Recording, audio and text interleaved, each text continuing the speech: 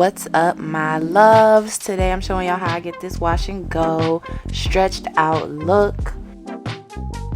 First tip being to wear pineapples at night when you sleep. I try to wear a pineapple every night if I'm wearing a wash and go, or if my hair is in its naturally curly state.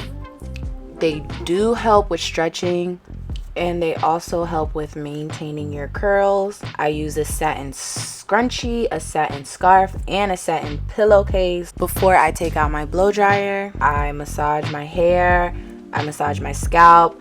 I just try to fluff it out with my hands as much as possible so I don't have to use so much heat.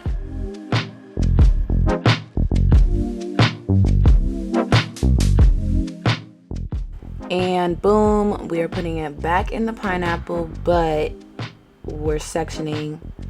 And I don't use a comb because I don't want to manipulate my curls. So I'm just gently letting my hair kind of fall. This is day 2 of a wash and go. Usually around day 2 is when my hair is 100% dry. But I don't always wait for my hair to be completely dry to stretch it. If the roots are still damp, sometimes I'll still go ahead and stretch it. Same method. Alright, so once I have a section that fits in one hand, that I'm able to hold like this, can control it comfortably, I let the blow dryer do its job. I was wondering how long I keep it on for a section, so I just went ahead and timed it, because why not? Might as well be accurate. Because honestly, I was thinking, okay, I was gonna tell y'all, okay, 10-15 seconds, that's how long I thought I did it. But in actuality, I'm holding the blow dryer for each section for about a minute. And to me, honestly, that sounds like a long time. But as you see, I'm not focusing on just my roots. I'm not just focusing on the shaft. Like, I'm going up and down. I am ignoring the ends. You want to hold the ends so you can still keep that curl at the end, and stretching your hair as much as you like.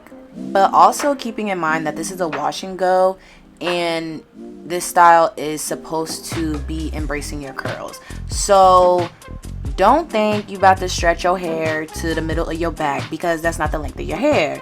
Keep in mind the length of your hair, and then remember, okay, I still want it to look curly though, and curls, it's gonna be shorter than the actual length of your hair. But when you're focusing on that root, like, you can stretch it as much as possible because nobody can see your roots.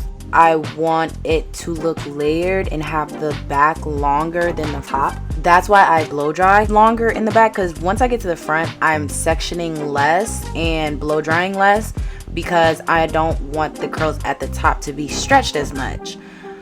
Another thing, when I'm at the front, I like to pull my hair back and blow dry, like, so it's out of my face. Okay, only 2 more things I want to get to. The next thing is picking. Picking is going to lead to a lot of volume. If you want volume, then picking is your thing, okay? If you don't, you just want to focus on keeping it at the ends and doing it downwards, bringing it downwards towards the ground. Next, I do not use any products when I stretch my hair. I don't use a heat protectant. I don't use the products that I use to do the wash and go. I feel like a low manipulation style should be a style that can go, okay? Wash and go. I'm not touching it for the rest of the week.